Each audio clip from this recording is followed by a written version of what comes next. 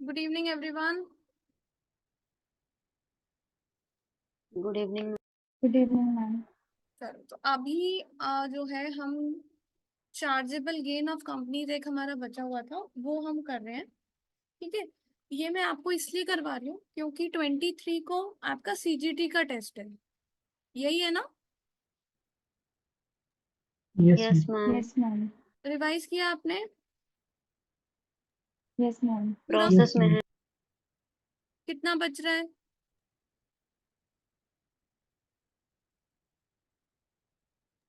Individuals का भी last chapter था ना सब्जेक्ट वाला। इंडिविजुअल के लास्ट चैप्टर पर हो तुम अभी आदित्य, ऐसा?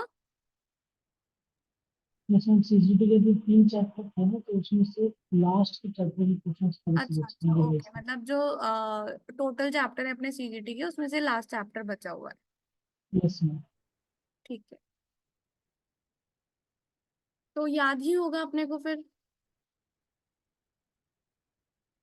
हाँ, मैं विश बता दूंगी। तो फिर तो अपने को सीजीटी ऑलमोस्ट याद ही है। ठीक है।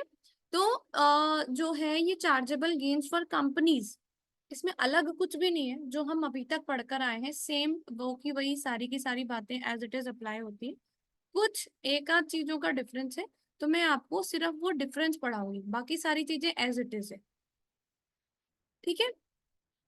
सबसे पहली बात तो यस कॉरपोरेशन टैक्स जो लगता है, याद है आप लोगों को कॉरपोरेशन टैक्स?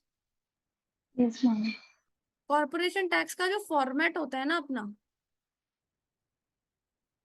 उसमें सारी जो इनकम होती है वो इंक्लूडेड होती है, और उन सबको टोटल करने के बाद में क्यूसीडी देने के बाद में जो बचता है उस पे रेट ऑफ इंटरेस्ट लगाते हैं अपन। ऐसा ही करते हैं कॉरपोरेशन टैक्स में। Yes ma'am. बट हमने जो सीजीटी पढ़ा है अभी, उस सीजीटी में तो हमने ये देखा है कि सीजीटी के इंडिविजुअल्स के लिए हमें चार्जेबल गेन अलग से निकालना होता है, और उसकी जो रेट ऑफ टैक्स होती है वो अलग होती है। Yes ma'am. तो कंपनीज के केस में क्या होना चाहिए बताओ, अभी तक जो आपने पढ़ा है उसके हिसाब से बताओ।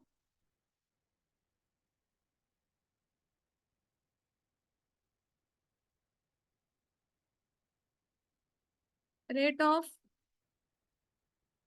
सीजीटी क्या होनी चाहिए अभी तक जो हम पढ़कर आए हैं उसके हिसाब से? 19%। ठीक है। तो हम यहाँ पे चार्जेबल गेन निकालेंगे। ये चार्जेबल गेन जो हमने परफॉर्मा देखा था कॉर्पोरेशन टैक्स का, वहां जाके जुड़ जाएगा, और फिर वहां की जो टोटल इनकम आएगी उस पे टोटल 19% टैक्स लगेगा। तो सीजीटी कंपनीज के लिए अलग से टैक्सेबल नहीं करना है। क्लियर है बात? बोलो यस मैम। सारिया। Yes ma'am. है ना? तो कंपनीज का जो चार्जेबल गेन होता है, ये चार्जेबल गेन बिल्कुल एज इट इज जैसे हमने अभी तक सारे रूल्स इंडिविजुअल के पढ़े हैं सेम वैसा का वैसा ही होता है। सिर्फ इसमें कुछ डिफरेंस है। पहला डिफरेंस ये है कि इसका जो परफॉर्मा होता है ना,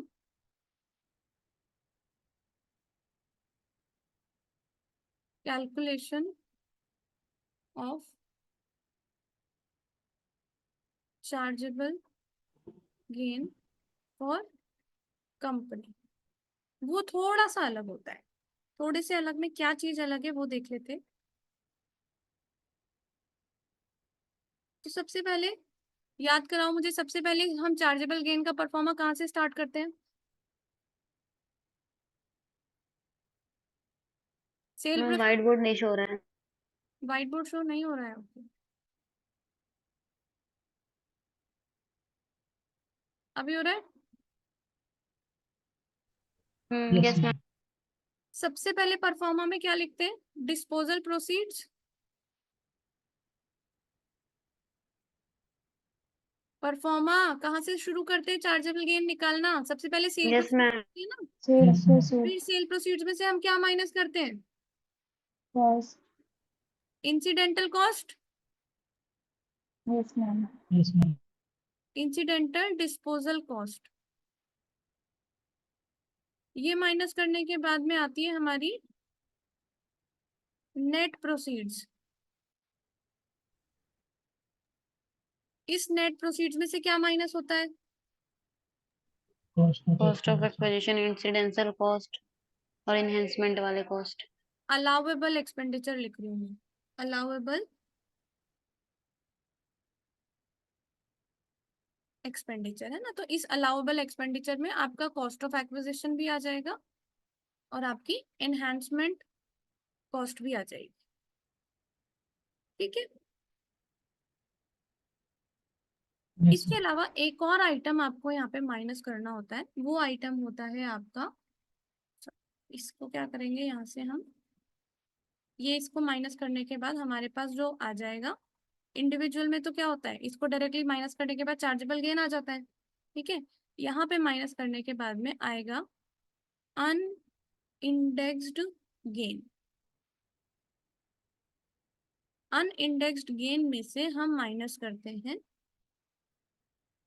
इंडेक्सेशन अलाउंस।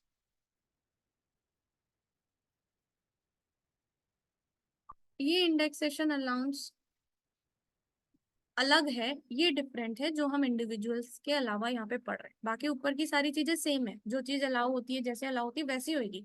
सिर्फ एक एडिशनल चीज हम कंपनीज के लिए पढ़ रहे हैं कि जब कभी भी हम कंपनी का चार्जेबल गेन निकालेंगे, हमें एक अलग से एडिशनल इंडेक्सेशन अलाउंस मिलता है अगर हम कंपनी है तो। ठीक है, इसके बाद में जो आता है उसे बोला जाता है चार्जेबल गेन और अलाउएबल लॉसेस। ठीक है, अब ये इंडेक्सेशन अलाउंस क्या है, तो देखो क्या होता है ना,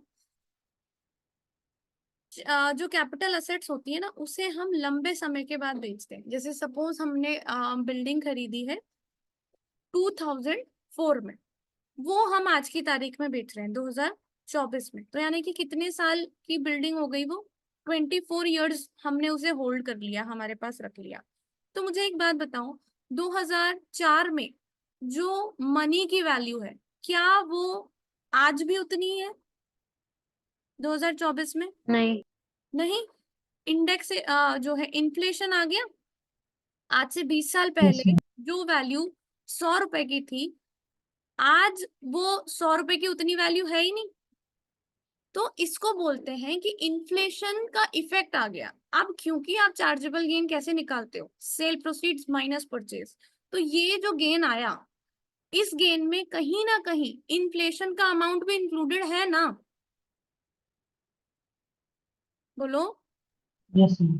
भाई कुछ ना कुछ पैसा यस तो मैम। आपको वैल्यू के इंक्रीज का भी मिला होगा ना, तो वो जो वैल्यू का इंक्रीज है उसको बोलते हैं इंडेक्सेशन अलाउंस।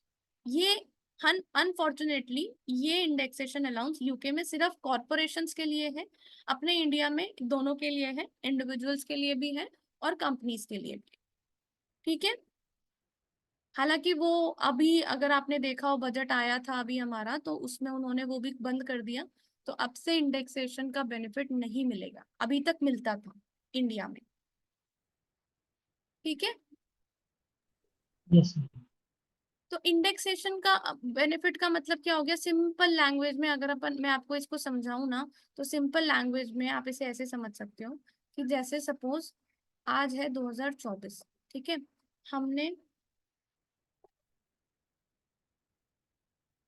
हमने कोई असेट परचेज करी थी 2004 में, कितने में, 1 लाख में। ठीक है, तो आपको क्या कर देना है ना, इसकी कॉस्ट को यहाँ की कॉस्ट के पार ले आना है कि आज की तारीख में अगर हम ये 1 लाख को की वैल्यू निकालेंगे तो वो कितनी आएगी। ठीक है, हालांकि आपको ये इंडेक्सेशन अलाउंस पूरा कैलकुलेट नहीं करना होता, इसमें ये दे रखा होता है किस रेट से आपको निकालना है और डायरेक्टली हम वो रेट लगाएंगे और ये इंडेक्सेशन अलाउंस आ जाएगा, बट मैं ये आपको समझा रही हूँ कि इंडेक्सेशन अलाउंस निकलता कैसे है। ठीक है, तो इसमें हम क्या करते हैं ना कि भाई ये जो कॉस्ट आज से 10-20 साल पहले थी, वो कॉस्ट आज की तारीख में क्या रहेगी, तो इसको हमें ना इन्फ्लेशन इंडेक्स रहता है एक, कंपनी जो है गवर्नमेंट निकालती है ये कि भाई जो है आज हर साल जो रुपए की वैल्यू है, अपन अगर इंडिया के टर्म्स में बात करें, हर साल जो रुपए की वैल्यू है वो इतनी इतनी बढ़ती जा रही है ना। तो वो जो इन्फ्लेशन इंडेक्स होता है उससे हम इसे मल्टीप्लाई कर देते हैं, तो आज की तारीख की कॉस्ट निकल जाती है। तो ये जो बढ़ी हुई कॉस्ट है वो हम माइनस करते हैं हमारी सेल में से। ठीक है, सपोज आज की तारीख में हमने सेल करी है ये 10 लाख में। ठीक है, तो अगर इंडेक्सेशन का बेनिफिट नहीं होगा तो यहाँ पे गेन कितना आ जाएगा, 9 लाख। बोलो। Yes ma'am. और अगर हम इंडेक्सेशन का बेनिफिट दें कि भाई ये जो गेन है इस गेन में से इंडेक्स्ड वैल्यू कितनी है, बढ़ी हुई वैल्यू कितनी है, इन्फ्लेटेड वैल्यू कितनी है, सपोज फॉर एग्जांपल ये इंडेक्स्ड वैल्यू आपकी निकल के आ रही है 5 लाख। ठीक है, सिंपल सा कहने का मतलब है जो आपको प्रॉफिट हुआ है इस प्रॉफिट में से 5 लाख तो वैल्यू इंक्रीज हुई है मनी की, उसकी वजह से मिला है। तो एक्चुअल गेन कितना है आपका, 4 लाख। तो आपको टैक्स इस 4 लाख मैम। पर ही देना है। ठीक है, तो ये जो इंडेक्स्ड वैल्यू है ये हो जाता है हमारा इंडेक्सेशन अलाउंस। आ गया समझ में। Yes ma'am. ये जो इंडेक्सेशन अलाउंस है ये आपको देना है, indexation allowance applies to asset purchased prior to December 17। दिसंबर 2017 से पहले जो भी असेट आपने खरीदी है वो असेट अगर आप बेचोगे तो आपको उसमें एडिशनल इंडेक्सेशन अलाउंस देना है।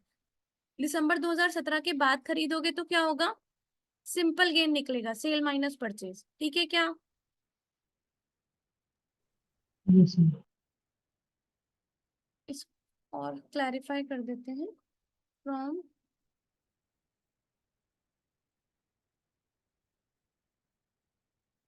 द मंथ ऑफ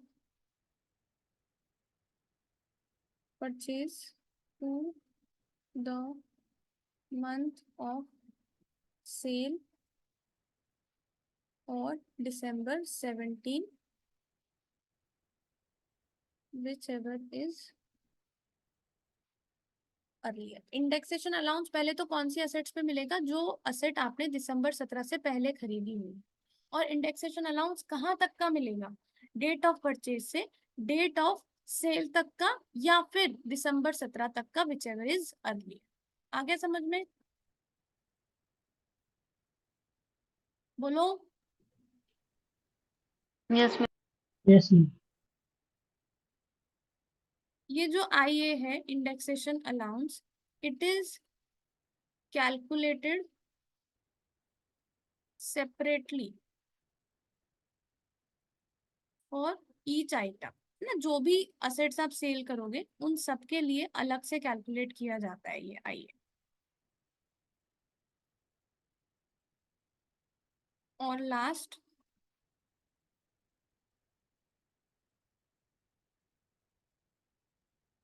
IA की वजह से IA कांट क्रिएट और इंक्रीज द कैपिटल लॉस। ठीक है, मतलब ये जो इंडेक्सेशन अलाउंस हम दे रहे हैं उसकी वजह से लॉस नहीं आना चाहिए, या ऑलरेडी अगर लॉस है तो वो लॉस इंक्रीज नहीं होना चाहिए। अगर ऐसा हो रहा होगा तो उस केस में हम इंडेक्सेशन अलाउंस नहीं देंगे। ठीक है। Yes ma'am. चलो इसका क्वेश्चन करते हैं।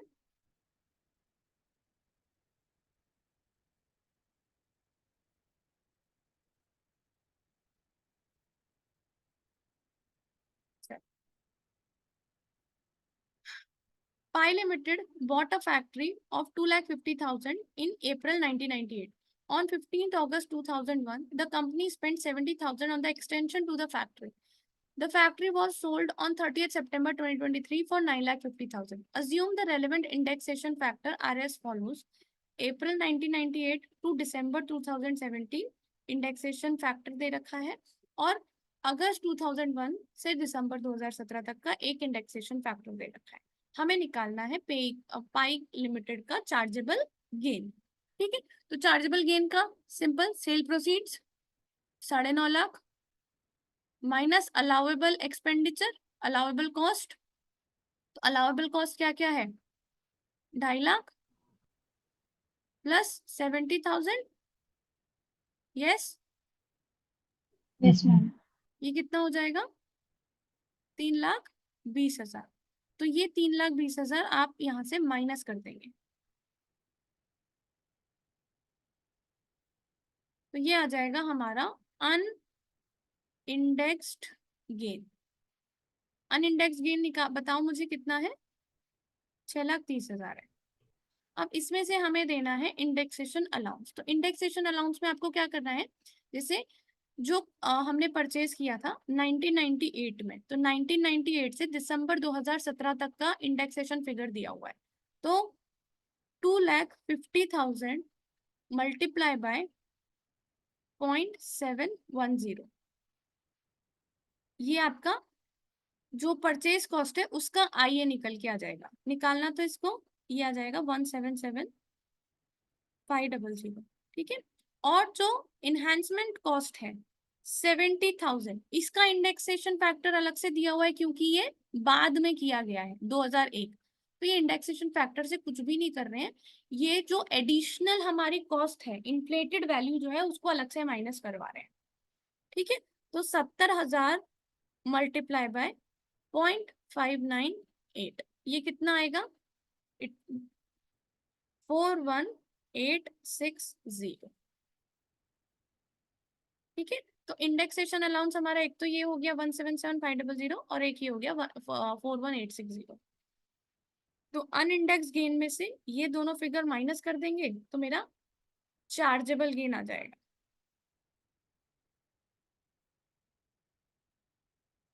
ठीक है, Yes, ma'am. Yes, ma'am. आया समझ में? Yes, ma'am. Yes, ma'am.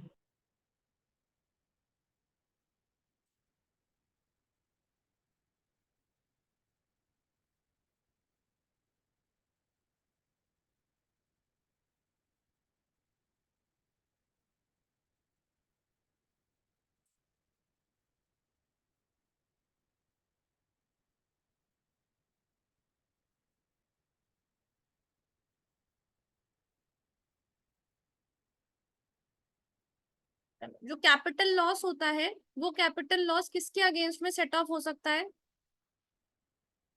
Capital gain. Capital gain. तो सेम कंपनीज के केस में भी क्या है, जो कैपिटल लॉस है वो सिर्फ और सिर्फ चार्जेबल गेन से ही सेट ऑफ किया जाएगा।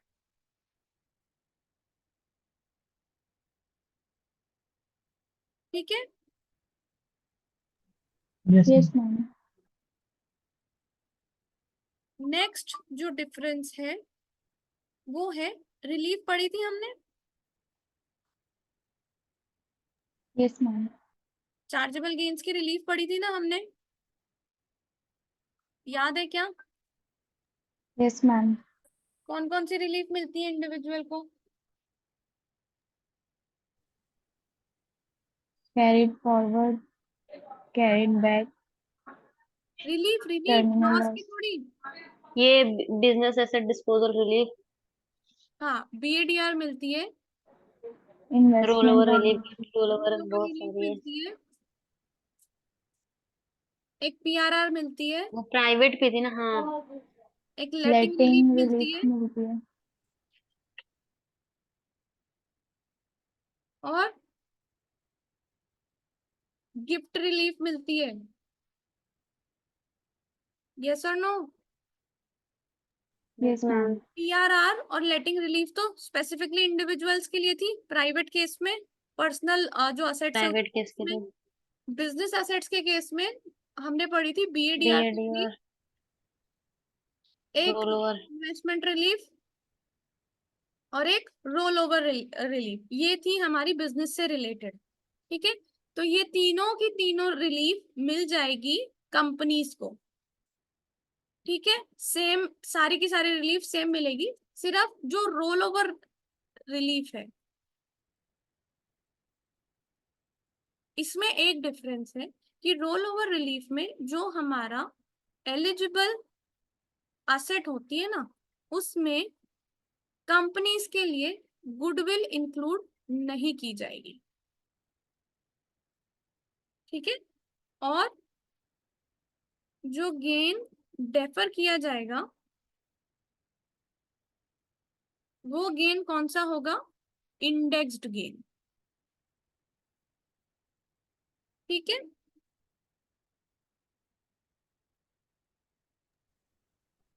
बोलो। Yes ma'am. Yes, ma'am. Next जो डिफरेंस है, हमने टेक ओवर पढ़ा था। टेक ओवर और रीऑर्गेनाइजेशन पढ़ा था हमने। क्या था ये? शेयर्स वाले में, शेयर्स वाले नहीं, अगर शेयर्स वाले में मैं ये बोल रही हूँ। हाँ हाँ बिल्कुल। तो टेक ओवर और रीऑर्गेनाइजेशन में हमने पढ़ा था कि भाई जो शेयर होल्डर है वो जिस कंपनी का शेयर होल्डर है वो कंपनी का अगर टेक ओवर हो जाता है या रीऑर्गेनाइजेशन हो जाता है तो उस केस में जो शेयर होल्डिंग हमारी जाती है उसके बदले में चार्जेबल गेन कैसे आएगा। तो हमने वहां पे पढ़ा था कि शेयर्स के बदले आप या तो आपको शेयर मिल सकते हैं या शेयर के बदले आपको पैसे और शेयर दोनों मिल सकते हैं, और या फिर शेयर्स के बदले सिर्फ और सिर्फ शेयर्स मिल सकते हैं। और जो शेयर्स हैं वो अलग अलग तरह के हो सकते हैं, या तो सेम नेचर के शेयर मिलेंगे या फिर दूसरे शेयर भी मिल सकते हैं। ये तीन तरह से ही हमने कंसिडरेशन देखा था टेक ओवर और Yes, रीऑर्गेनाइजेशन के ma'am. केस में। तो वहां के जो Yes, सारे ma'am. रूल्स हैं एज इट इज अप्लाई होंगे, सिर्फ एक केस के डिफरेंस में। डिफरेंस ये किसकी बात कर रहे हैं? कंपनी की बात कर रहे हैं क्या अपन? जिसका रीऑर्गेनाइजेशन हुआ है उस कंपनी की बात कर रहे हैं क्या अपन, या किसकी बात कर रहे हैं? जब शेयर होल्डर कोई कंपनी है और जिस कंपनी के शेयर होल्डिंग इस दूसरी कंपनी ने कर रखी है उसका टेक ओवर और रीऑर्गेनाइजेशन हो जाता है, तब की बात कर रहे हैं। Got it? Yes, ma'am. तो आपको अगर शेयर्स के बदले शेयर्स मिलते हैं तो सेम इंडिविजुअल वाले रूल लगेंगे। ओके, लेकिन अगर आपको शेयर्स के बदले मिक्स्ड कंसिडरेशन मिलता है, मिक्स्ड कंसिडरेशन का मतलब क्या हो गया कि आपको मनी भी मिला और साथ में शेयर्स भी मिले, तो कंपनी के केस में सिर्फ डिफरेंस ये है कि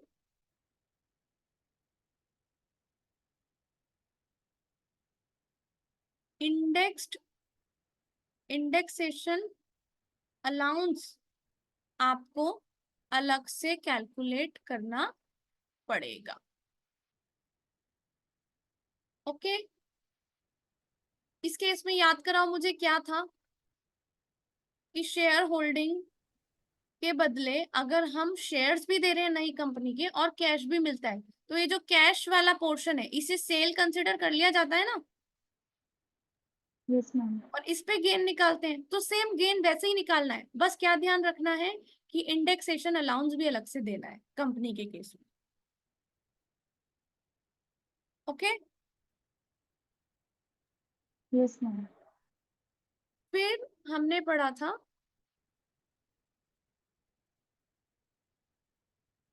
शेयर्स और सिक्योरिटीज की सेल पे चार्जेबल गेन।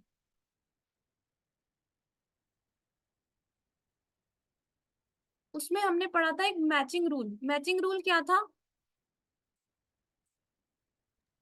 वो सेम डे Identification. वाला और 30 डे वाला। क्या था? नहीं नहीं वो, हाँ, डिस्पोजल वाला सेम दिन Identification. फिर फॉलोइंग 30। फॉलोइंग 30 डेज लेंगे और उसके बाद में जो शेयर पूल है शेयर उसमें पूल। जो बचेगा वो लेंगे। तो यहाँ पे भी आपको मैचिंग रूल सेम ही लगाने, लेकिन थोड़ा सा इसमें डिफरेंस है। वो डिफरेंस क्या है? Disposal are matched against acquisition as follows. सबसे पहले तो shares acquired on same day, ठीक है। फिर दूसरा, शेयर्स यहाँ पे 30 डेज ना हो करके shares acquired during 9 days before the sale, और इसमें लगाना है आपको फीफो मेथड, ठीक है। यानी कि इंडिविजुअल के केस में अगर शेयर्स और सिक्योरिटी सेल करते हैं तो एक्विजिशन के लिए मैचिंग रूल में हम क्या करते थे, जिस दिन हमने सेल किया है उस दिन की एक्विजिशन से मैच करेंगे, उसके बाद में आगे जो अगले 30 दिन है उसमें जो जो भी शेयर्स खरीदे हैं उससे मैच करेंगे, उसके बाद जो शेयर पूल में बच जाएगा उससे मैच करेंगे। बट कंपनीज के केस में अगले 30 डेज ना लेके पिछले सिर्फ और सिर्फ 9 दिन लेने होते, ठीक है। Yes, ma'am. ये परचेज की बात हो रही है ना, तो इन दोनों के लिए IA नहीं मिलेगा। क्यों? क्योंकि यार ये तो आज ही खरीदा है ना, इन्फ्लेशन का बेनिफिट कैसे देंगे आपको? सेम डे खरीदा है, और ये क्योंकि 9 दिन पहले ही खरीदा है इसलिए यहाँ पे भी इंडेक्सेशन का बेनिफिट देने की जरूरत नहीं है। लॉजिक समझ आ रहा है क्या? Yes, ma'am. बाकी का जो बचा हुआ है वो कहाँ जाएगा? शेयर पूल्स में, share in the share pool. अब ये जो शेयर पूल है इस पे आपको देना होता है इंडेक्सेशन अलाउंस। अब ये कैसे देंगे अपन, ये थोड़ा सा आपको यहाँ पे अलग से कैलकुलेट करना पड़ेगा, क्योंकि शेयर पूल में तो क्या होता है, जो जो भी आपने जब जब भी आपने शेयर्स परचेज किए होंगे वो डालेंगे, उसकी कॉस्ट डालेंगे। अब क्योंकि ये शेयर पूल में जो आइटम है, जो शेयर्स हैं, ये पहले के खरीदे हुए होंगे, तो आपको उसमें इंडेक्सेशन अलाउंस देना पड़ेगा। अब वो इंडेक्सेशन अलाउंस का एक फॉर्मेट है, वो कैसे निकालते हैं वो देख लो। यहाँ पे आपको नंबर ऑफ शेयर्स डालने, यहाँ पे आपको कॉस्ट डालनी है, और यहाँ पे आपको इंडेक्स्ड कॉस्ट निकालनी है। तो सबसे पहले जो परचेज 1 है, परचेज 1 के नंबर ऑफ शेयर्स आ जाएंगे, कॉस्ट आ जाएगी, और क्योंकि आज की तारीख में इंडेक्स कॉस्ट सेम रहेगी, ये आ जाएगा। आया यहां तक समझ में? बोलो। Yes ma'am. Yes, अब ma'am. ये जो यहाँ पे परचेज किया है ना हमने, इस परचेज कॉस्ट की इंडेक्सेशन अलाउंस देंगे हम कहाँ तक का? जो नेक्स्ट ऑपरेटिव इवेंट है वहां तक का। जैसे आपने इस शेयर पूल में अगर दूसरी परचेज कर दी, सेकंड परचेज कर दी, तो ये क्या हो गया? आपका ऑपरेटिव इवेंट हो गया। तो ये यहां से यहां तक का आपको देना होगा इंडेक्सेशन अलाउंस, ठीक है। तो ये इंडेक्सेशन अलाउंस हम देंगे IA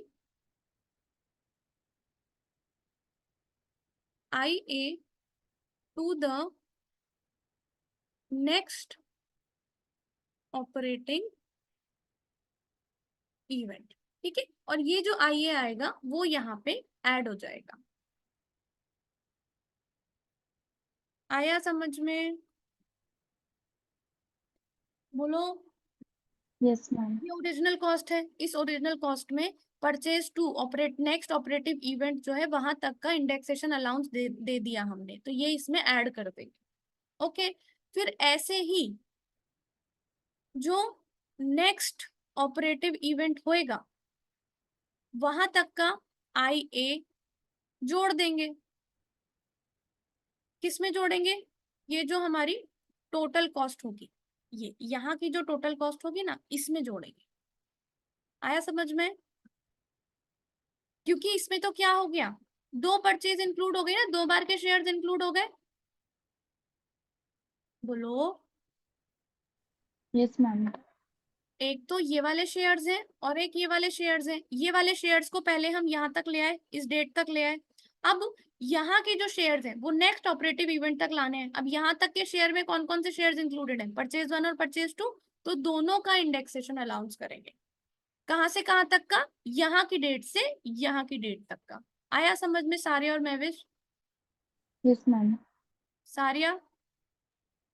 यस मैम। ओके। तो इस तरह से आपको शेयर पूल की इंडेक्स कॉस्ट निकालनी होती है। फिर शेयर पूल में जो ये इंडेक्स कॉस्ट आएगी, ये इंडेक्स कॉस्ट से हम जो है वो डिवाइड करके रेट निकालेंगे। ठीक है।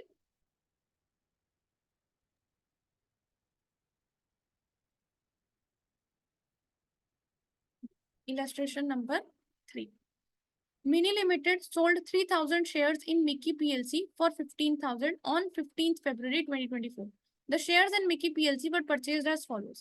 1 जुलाई 2007 को खरीदा, 1 सितंबर 2011 को खरीदा, 8 फरवरी 2024 को खरीदा और 15 फरवरी 2024 को खरीदा। ठीक है। तो आज 15 फरवरी को जो खरीदा, सबसे पहले तो इससे मैच करा दे।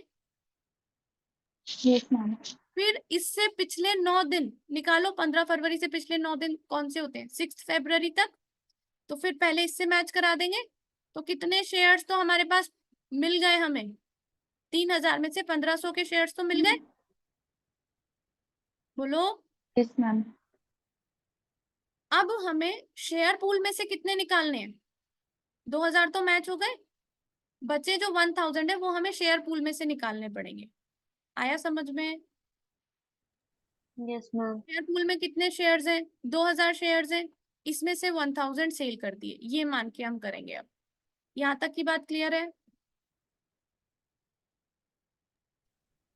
Yes, अब ma'am. शेयर पूल की कॉस्ट निकालनी है हमें। भाई इंडिविजुअल के केस में तो क्या होता, ये कॉस्ट ले लेते, डिवाइड कर देते, बट कंपनीज का केस है ना, ये मिनी लिमिटेड शेयर होल्डर है, यहाँ कंपनीज का केस है, तो इसलिए हमें यहाँ पे इंडेक्स्ड कॉस्ट लेनी पड़ेगी पूल की। हालांकि ये जो आपका इलस्ट्रेशन है इसमें तो सिर्फ और सिर्फ शेयर्स ही पूछे हैं, कॉस्ट नहीं बताइए। ठीक है।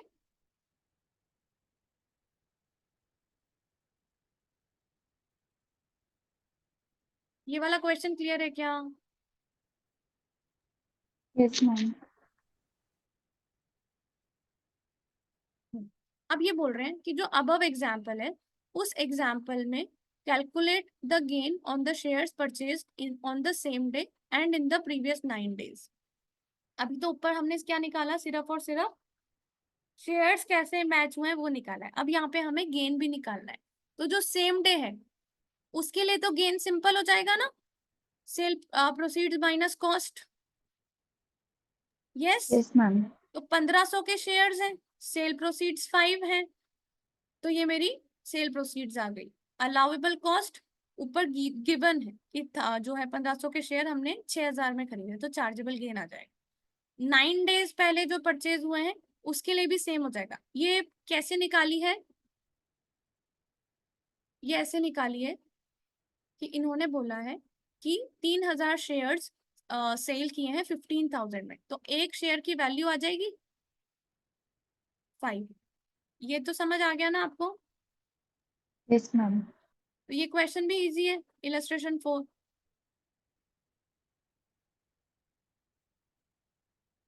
बोलो। Yes, ma'am. अब जो शेयर पूल के 1,000 शेयर्स हैं, इन 1,000 शेयर्स की कॉस्ट अलग से निकलेगी। वो कैसे निकलेगी, देखो मैंने क्या बताया था आपको,